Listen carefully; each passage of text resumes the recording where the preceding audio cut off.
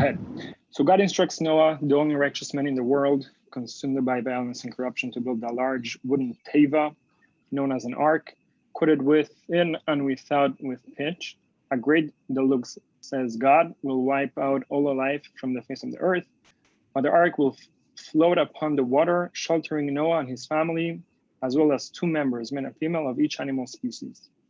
Rain falls for 40 days and nights, and the waters churn for the 150 more days before coming and beginning to recede. The ark settles on Mount Ararat, and from its window Noach dispatches a raven and then a series of doves to see if the waters were abated from the face of the earth.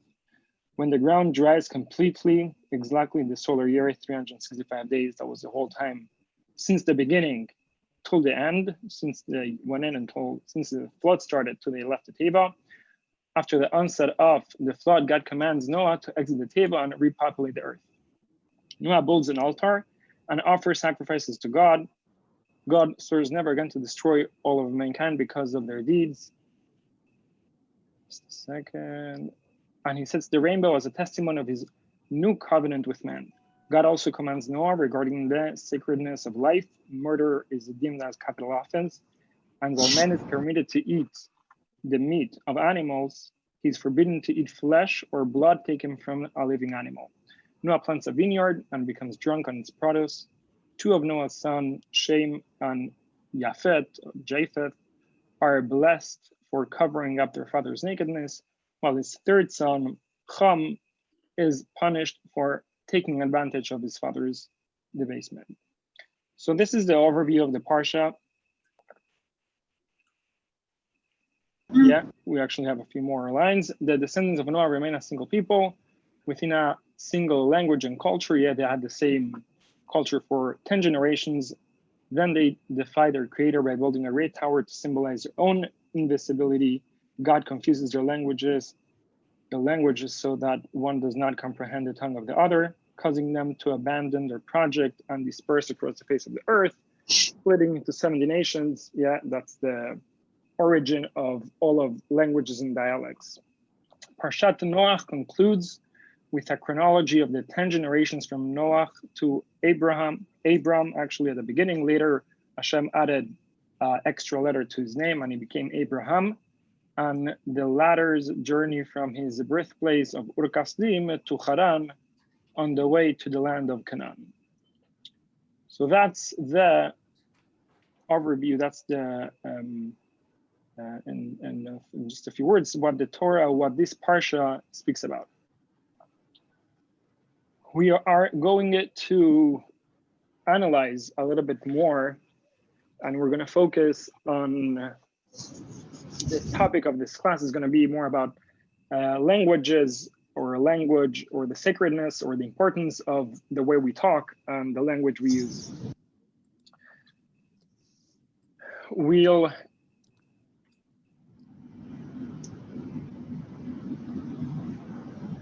We'll go ahead and we'll analyze this verse, these few verses in which is talking about when already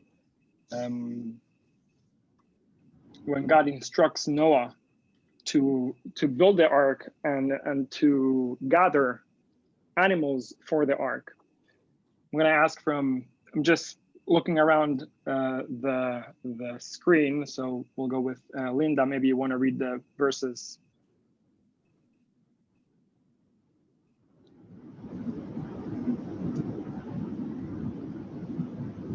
Oh, you have that? Can hear you. We have the manual. Okay. We cannot hear you, but unless you want to pass.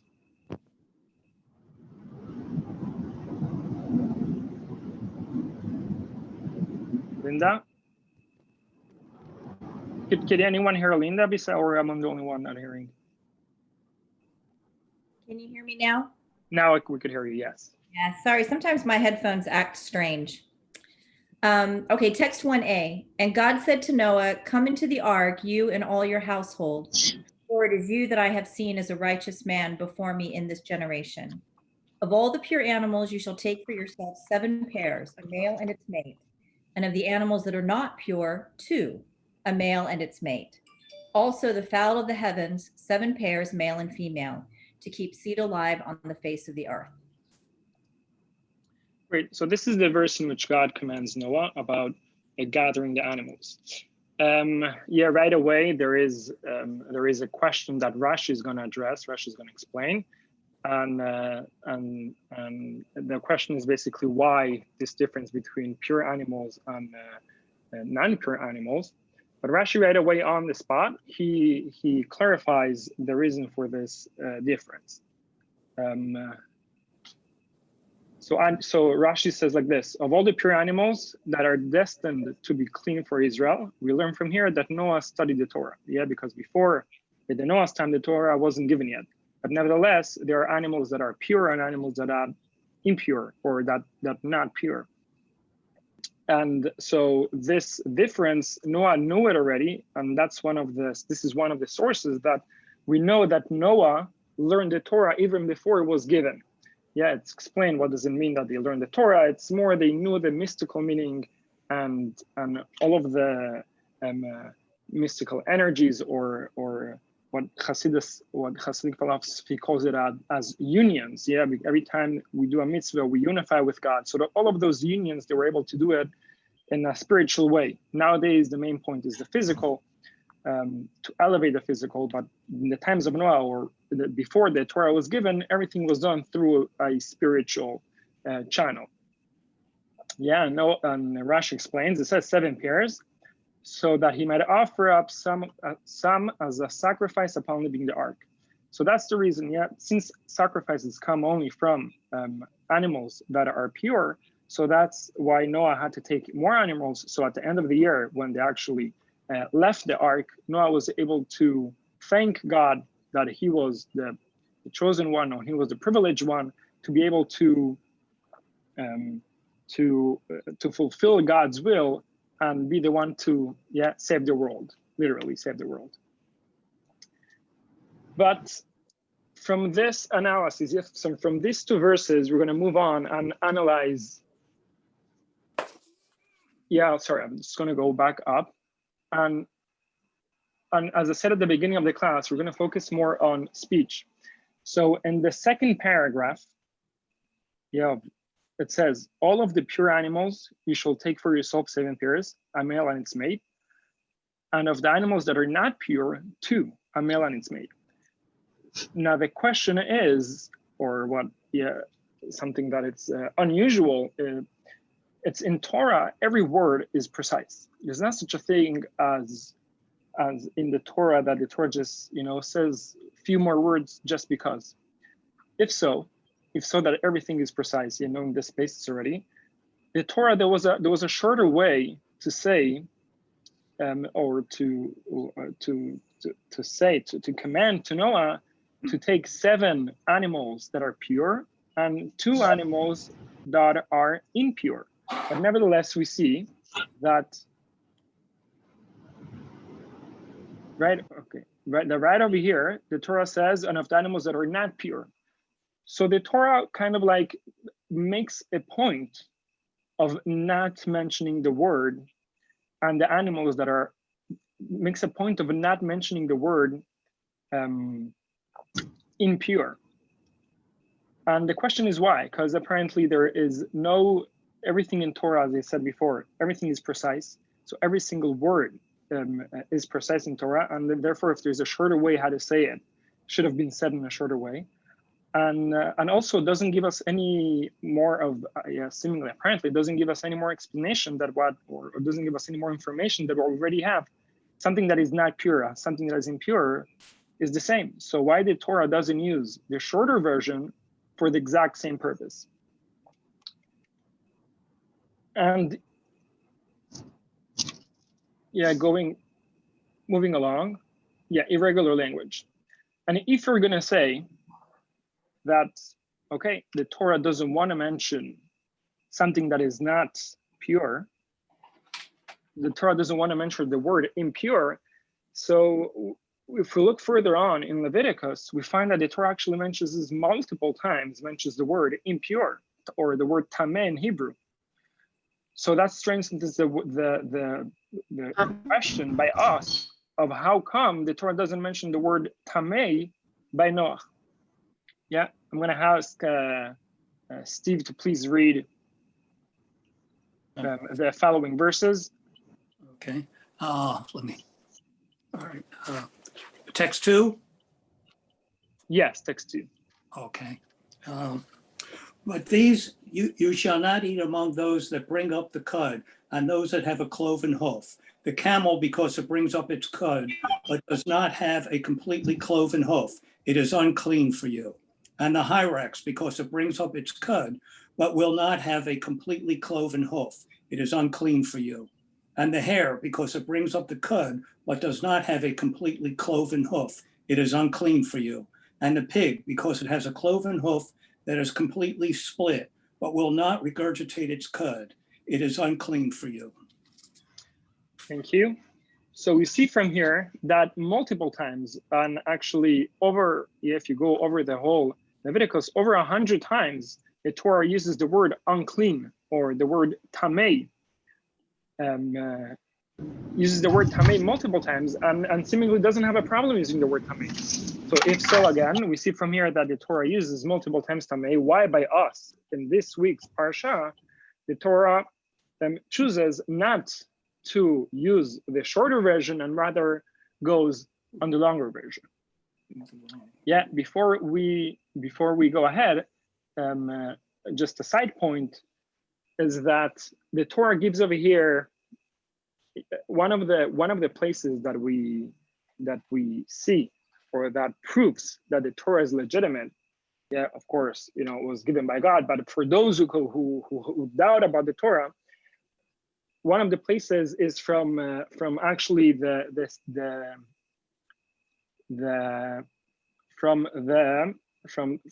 kosher species, and that is specifically by the fish. It says by the fish that what's a kosher fish? This a kosher fish is a fish that has fins and scales. And the Torah also says that if you see, or specifically in the halacha, it says that if you see a fish that has fins, it for sure has scales. And even though you don't see it now, it might be because it's immature and it didn't grow the scales. But every fish that has fins, it has scales as well. And yeah, going all the way to year 2015, there was a report in one of the Israeli newspapers that they found over 20,000 different species of fish throughout the years, and none of them have scales and have no fins.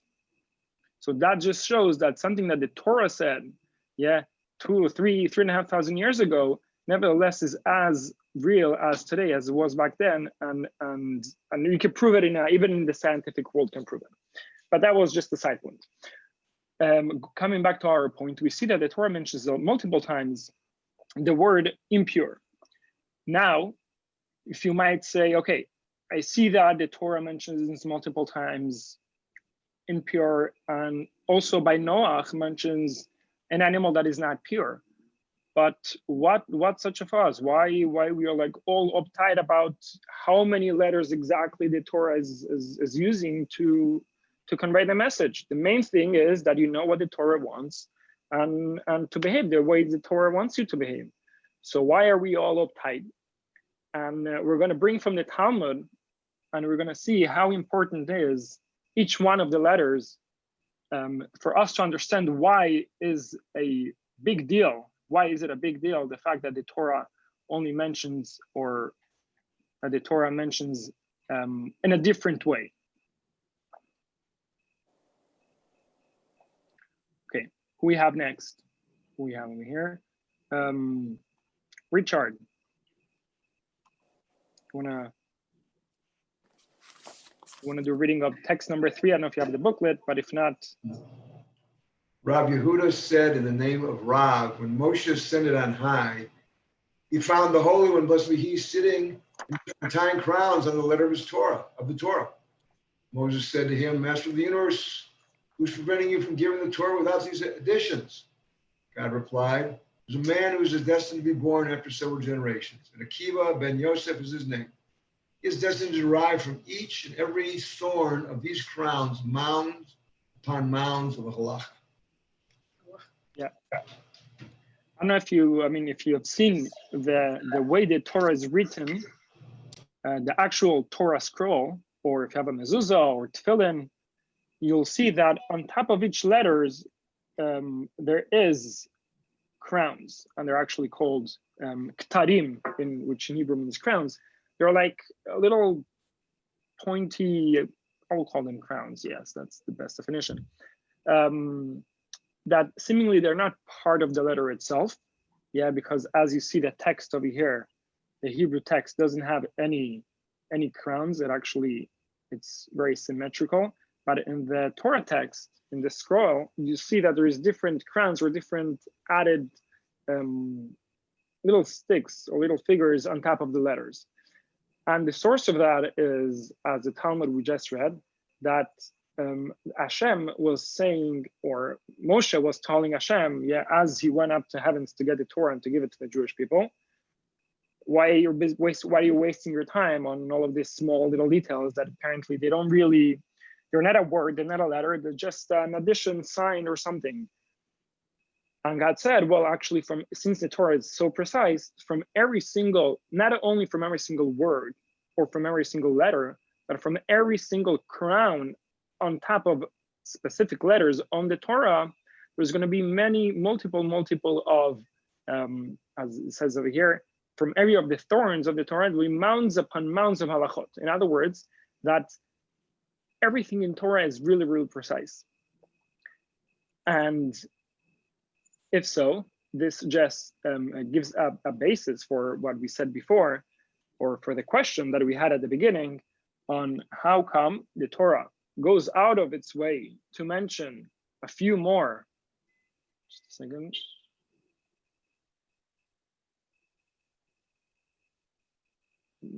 People. Yeah. No. Ay, a mí también. A mí también. Chao. Hello. Sí, sí. Chao.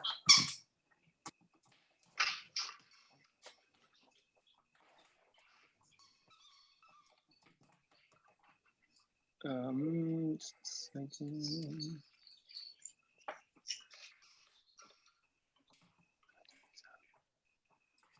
Okay.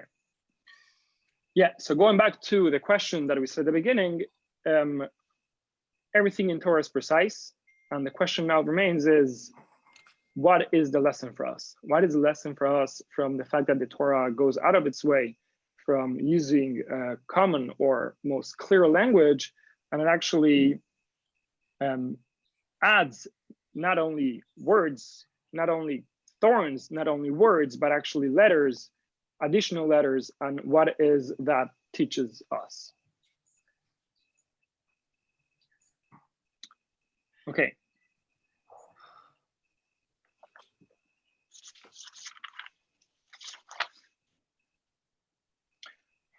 So now we're entering in a concept that is in the Torah, that is in Judaism in general. And with this concept, we'll be able to understand of what's the lesson on the Torah and our Parsha.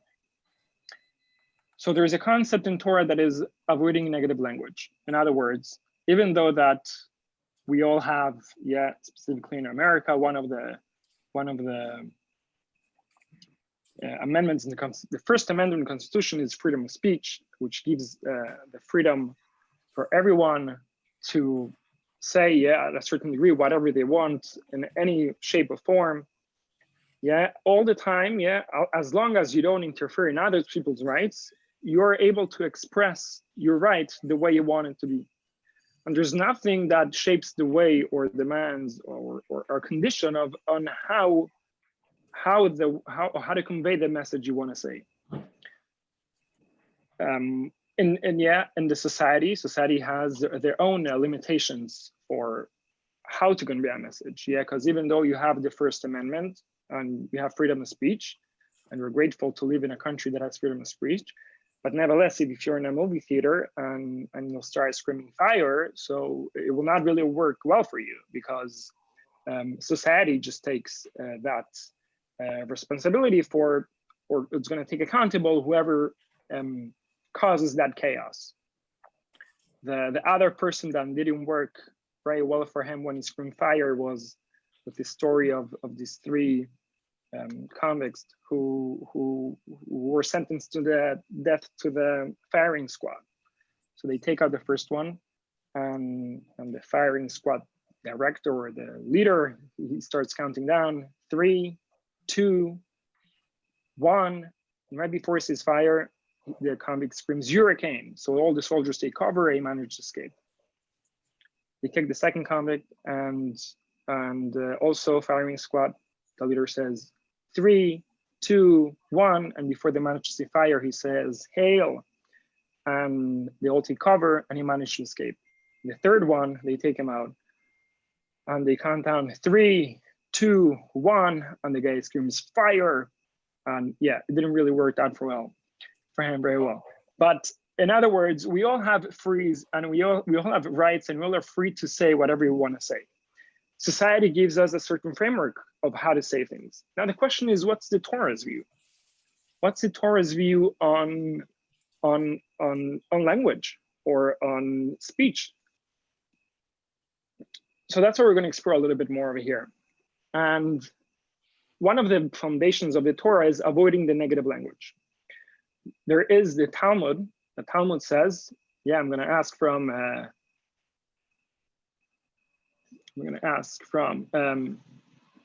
Stan. Yeah, please read. As Rabbi Yehoshua ben Levi said, a person should never express a crude matter, as the formulation of a verse was distorted by the addition of 8 letters rather than express a crude matter, as it is stated, of all the pure animals and of the animals that are not pure. Correct. So we see from here that the source of the way we speak, or the source of speech according to Torah, needs to be in a proper way, the same way as we see by Noah.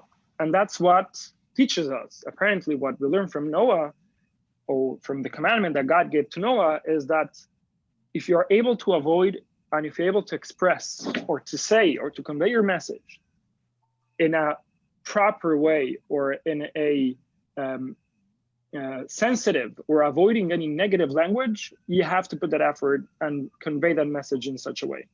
As we see from the Torah, that the Torah even added a few letters, even though that for the Torah is very precise and very meticulous each letter. Nevertheless, the Torah added those letters. The reason for that is because the message that wants to give us is how to talk. You have to speak in a way to avoid any negative language. Now the question is, we read before that the Torah is describing animals that are pure and impure, and multiple times the Torah says, yeah, uses the word unclean, or the word in Hebrew tamei, which is the opposite of tahor. So how these two go together? I mean, it's since they're both texts from Torah, they're both true. Now the question is, how do we take both of these teachings at the same time? Yeah, and this question, it's not my question, rather is the Rebbe's question in his talk. So I'm going to ask from Susan to read the question.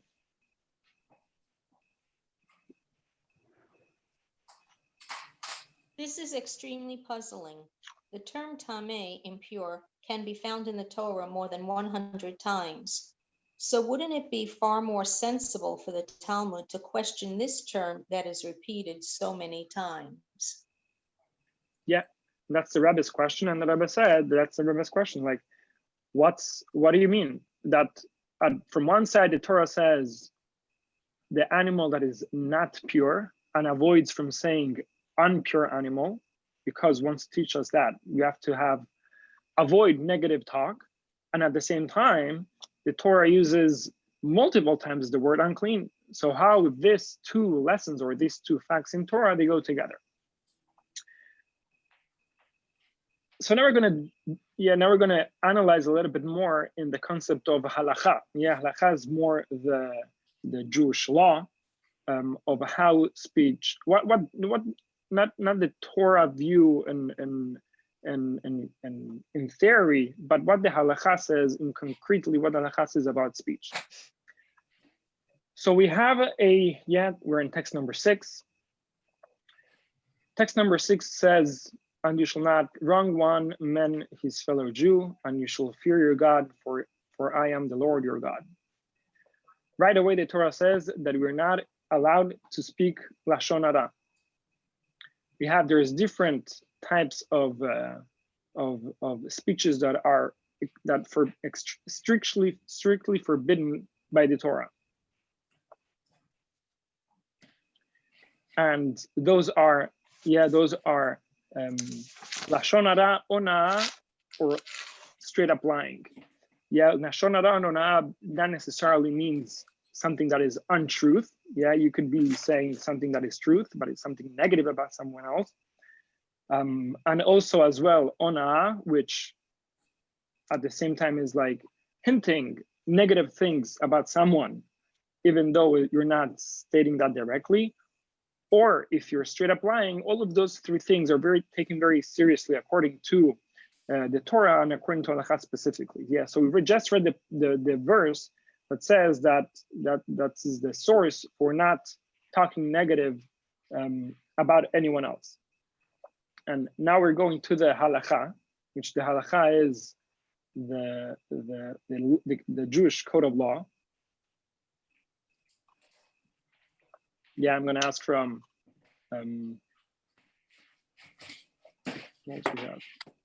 Adele to read us these 2 paragraphs. Starting with included. Yes. Included in the prohibition of ona'ah is one who speaks of another matter which implies the shortcoming of his fellow. For example, if someone is asked a scholarly question, they should not say to one who is not versed in that field, "What do you respond here?" or "What is your opinion in this matter?" So it is with all similar instances that cause emotional pain, even though he is not embarrassing him outright at the moment, and he is not calling him names or embarrassing his fellow in public. It goes without saying that one who ridicules another, even if he is only hinting, and even if it is the truth, this falls under the prohibition of wronging his fellow with words. So we see from here that the halakha takes very seriously any negative talk about about any that speech it's very powerful, and that's why negative speech has to be totally avoided. That's we see from one side, that the basis of speech is very powerful, and one needs to avoid it. Then we see in text number 8 that it says, the pasuk says, distance yourself from a false matter, and do not kill a truly innocent person or one who has been declared innocent, for I will not vindicate a guilty person. So if we look at the pasuk, at the verse doesn't say don't. The verse says distance yourself from a false matter. And what this text what this pasuk is basically telling us is, as we see by text number 9, to be diplomatic. What does that mean? We'll ask from Irene, if you want to read us text number 9. Here's a summary. There is a saying in the name of the Alter Rebbe: it is forbidden to utter falsehood. Truth, on the other hand, needn't always be broadcast and publicized from the roofs. Yes, that's the Jewish approach for speech. In other words, if there is a message that needs to be conveyed, in other words, it's like this: your convictions and your values cannot be altered or cannot be different or cannot change based on what other people's sensitivities are. Yeah, whatever values they are and whatever convictions you have, those convictions need to be truth to yourself. And at the same time, there's no need of as we said over here, to publicize those convictions if they're going to be harmful or if they're not sensitive. There's no need to publicize those convictions and those beliefs that you have if you know that it's going to be harmful to other people. So we see that Judaism strikes for this balance in between, from one side being truth to yourself, from the other side making sure that whatever message you're giving at any point, it's a message that will be received.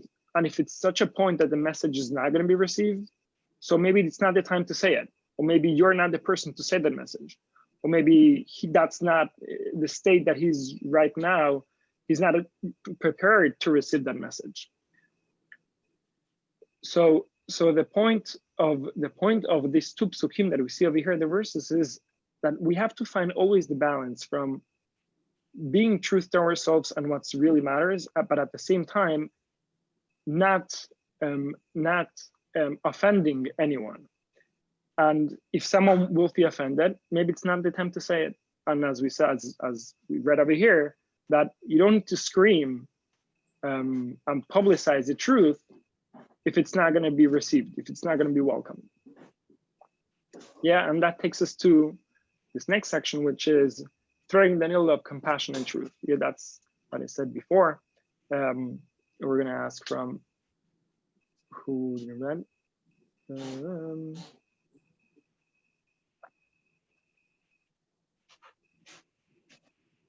Do you want me to read? Joy Maxi. Okay.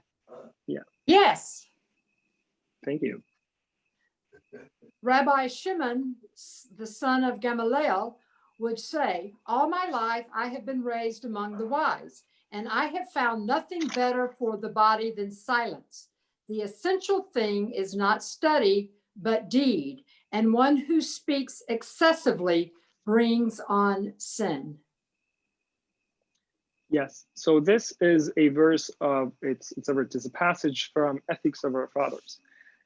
And he's saying the same point again, that the same way as is important to raise your voice and to stand up for yourself, for your truth, if the truth is going to be in jeopardize, the same way as you have to talk and you have to stand up for yourself to that truth, the same way is as important, since speech is so powerful, is as important to remain silent when the speech will not have such an effect, when the speech will not get through, or when the message will not be conveyed in the proper way.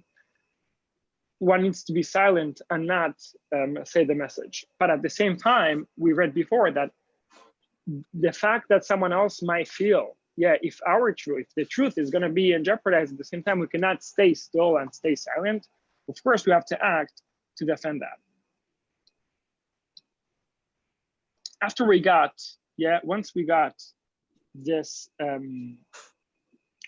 this basis of the halakha, of the Jewish law, and from the verses that we brought and the sources that we read about what is speech about, and it's mainly, the conclusion should be, I'll just go again, or the conclusion is speech according to Torah is really, really powerful. So that's why you always have to avoid yourself from negative speech. And the same way, since it's so powerful, it needs to be done. Not only you are free to say whatever you want. In society takes the First Amendment, you're free to say whatever you want. The Torah takes that a step further.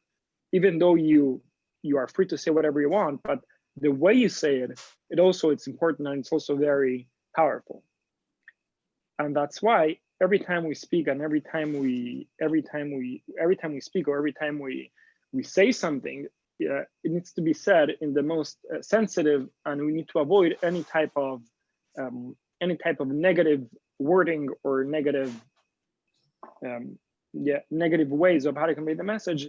We need to put it in the effort, and even though it's maybe a few more words or it's not as defined, but to make the effort and to say it, what we need to say, in a positive way, in a positive aspect. After that, we have this basis. We're going to go back and understand the question of what's the difference between the Parsha of Noach, that the Torah uses a few more words in order to avoid saying the unpure animal, and the Parsha later on in Leviticus, where multiple times you see that the Torah says, even over 100 times the Torah says the word unpure. Yeah, we have here. David, you want to read?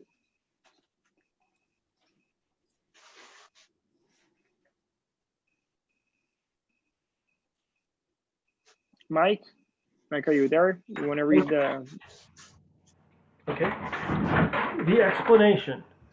When dealing with language that comes in a halakhic context, then the ruling must be verbalized in the clearest words, even if the words are of crude nature, so that the halakhic decision will be crystal clear. Now we can understand why, in the majority of cases, the Torah employs the term tameh. The benefit of brief language overrides using clean language. Only with regard to the stories is it fitting that impurity and the like should be written in a manner of a distorted verse. Correctly. This is the basis of the difference between our Parsha of Noach and the Parshat further on, in Leviticus, and the reason for the change or for their precise using the words that the Torah chooses to use. When the Torah is saying a story, and in this case, the story of Noah, the Torah is not giving with the story that is telling us or that is telling in the Torah. It's not giving a commandment or a instruction. It's just saying a story or something that happened. Yeah, not like further on in Leviticus, where the Torah is not saying a story, the Torah is commanding what Hashem wants from the Jewish people. And in these two type of frameworks and the two type of scenarios, the Torah has different ways of how to express. By a story, the Torah is more relaxed in the words that it could use. It doesn't need to be as precise. So therefore, the Torah needs to teach us that if you are able to change, or if you're able to use a different word, if you're able to choose your words, you should always choose positive words to say and to give over your message. Not like by Leviticus, where the Torah is giving a commandment. When the Torah gives a commandment, it needs to be as clear as possible. So that being clear of what Hashem wants from us, that overrides the fact of using a better language, or using a positive language. Sorry, this reminds me of some people when they want to refer to cancer, they say in Yiddish words, they say yene machla, which means that sickness. Yeah, since it's such a negative thing, and no one should know about it, so that's why we don't even refer to it by its name. We say just that illness. Now that's something we can say because whoever says it is not a doctor. But imagine someone who goes to a doctor and asks the doctor, so doctor, well, what's the diagnosis? And he says, oh, it's yena machla, it's that sickness. That just won't work. So the doctor doesn't have the ability or the option to really choose his words and choose the way he wants to convey the message. He needs to be precisely and clear on what's the situation and how to go about it. But for those who don't, for those who are not doctors and not really diagnosing anyone, so you should choose and you should go for the words that are positive words. Yeah, that also reminds me of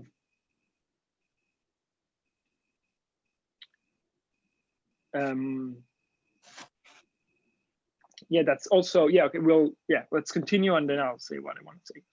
Yeah, so that takes us to the next text, which it's in the same category, in the same framework, gives us the difference between further on in Leviticus, where Hashem is saying what he wants, or what's the halacha, what's the law, opposed to Noah in our parsha, where Hashem is saying the story.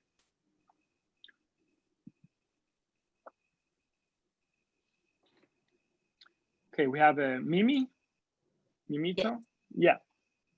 Some halachic authorities have adopted a custom that when they issue a ruling about an animal rendering it treif, they are careful to use the polite term of "it is not kosher," that avoid uttering the term treif. It was asked if this is an appropriate custom. In my humble opinion, it is incorrect to do so, as it will lead to mistakes. Sometimes the inquirer may not hear the beginning words, the words "it is not," and only hear the final word, kosher, alone, and they will assume it is kosher. The result is that they are misleading people with the rulings. Yes, so this is the response of Rabbi Shlomo Tachtel regarding this behavior of some of the rabbis. Yeah, some of the rabbis didn't really get this message that we're learning now. To make the distinction between halachic, when the halacha comes into place, and when the story or just talking, it's the situation. And they didn't really took that distinction. So when someone came to ask, is this animal, is it pure, is it kasher, or is it taref? So they said this animal is not kasher, because they want to refrain themselves from saying taref. But this is a response that is giving that that's not the way to behave. When you are a halachic authority, you need to say exactly the way it is, as we read, because if you say it's not kasher, someone might not hear the first few words, of the sentence, and will just conclude it's kasher, and that will lead to mistakes. So therefore, when it comes to the halacha, it needs to be really precise and really clear of what the Torah of what the ruling is, and that's the same reason why the Torah said to us, or said so many times over and over, that this animal is pure and this other animal is impure, because the Torah wants to make it clear. When it's about halacha, when it's about instructions, you need to be as clear as possible. As opposed to Noach, that by Noach the Torah teaches us, and that's the conclusion, that's the message of this that's the message of this class, that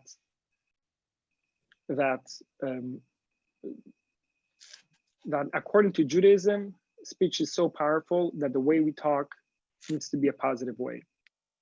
And the reason for the difference in Torah itself is not hypocrisy. The Torah, it's not that in some places avoids, in some places doesn't, but the places that it can avoid it, has the ability to avoid it, has the framework to avoid it.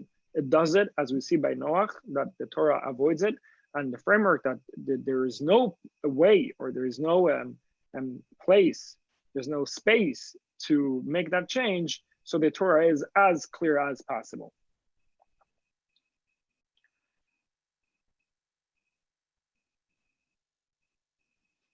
Yes. Okay. And now we're moving into, this is the conclusion. This is what the Rabbi wrote as well to one of the letters of the Rabbi that he wrote to someone who had a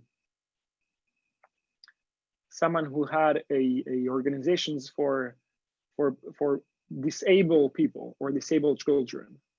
And the Rabbi the Rabbi addressed that, I'm going to read it, with regard to Jewish retarded people, parenthetically, I prefer some such terms as special people, not simply as a euphemism, but because it would more accurately reflect their situation, especially in view of the fact that in many cases, their retardation is limited to the capacity to absorb and assimilate knowledge, while in other areas, they might be quite normal or even above average. The Jewish identity factor is even more important, not only per se, but also for its therapeutical value. So what the Rebbe was saying is that the way we chose, the words we chose, it's really important. And instead of calling people, apparently calling people retarded was acceptable back then, but it needs to change to special. Yeah, and this is not the only place, but in many places, the Rabbi always urged to change. For example, in Israel, in Israel, the hospitals were called Bet Cholim, which means the house of the sick. That's the translation. And the Rabbi always encouraged to call the Beit Refuah, which means the house of healing. Where someone doesn't go to the hospital and focuses on the negative, but rather goes to the hospital and focuses on the positive, and on the fact that someone heals from that place. As well, there's the story of, in the year 1976, there was an organization that they take care of not fallen soldiers, but soldiers who got injured, Israeli soldiers who got injured in battle. Yeah, and they need, maybe they need a special care, or they need a more attention, they need help. So there's this organization that they give all of these benefits to this, or they help out soldiers that went through war and they're disabled, or they're not.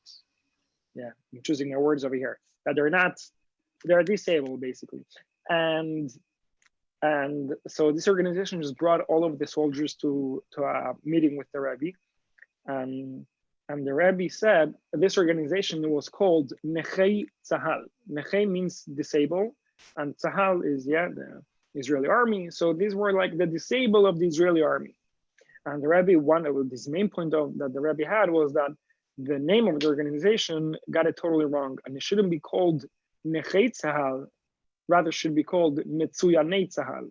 Metzuyanei Tzahal means the excellence, those who went even above or beyond the normal.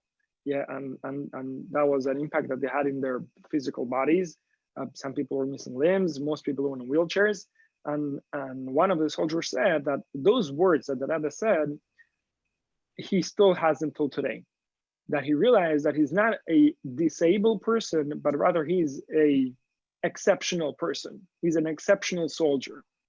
So this is just a few stories here and there where we see that the power of speech, and the power of speech is so big that we have to use it, and at any time and every opportunity that we have to try to use it in a positive way, and always try to avoid the negative. As we learned, of course, not when you want clear instructions, when you want to say to someone, if you're able to, if you're not able to, if this is kosher or is not kosher. Instructions need to be clear as water, and there's no space to play around with it.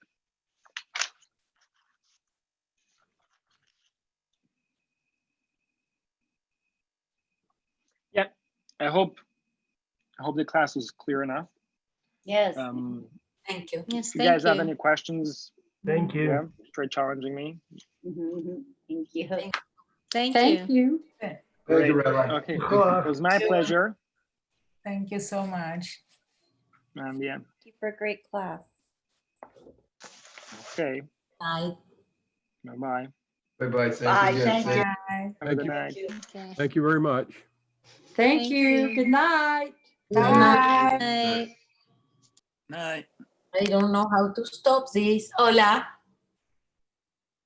Go. I don't know how to stop this.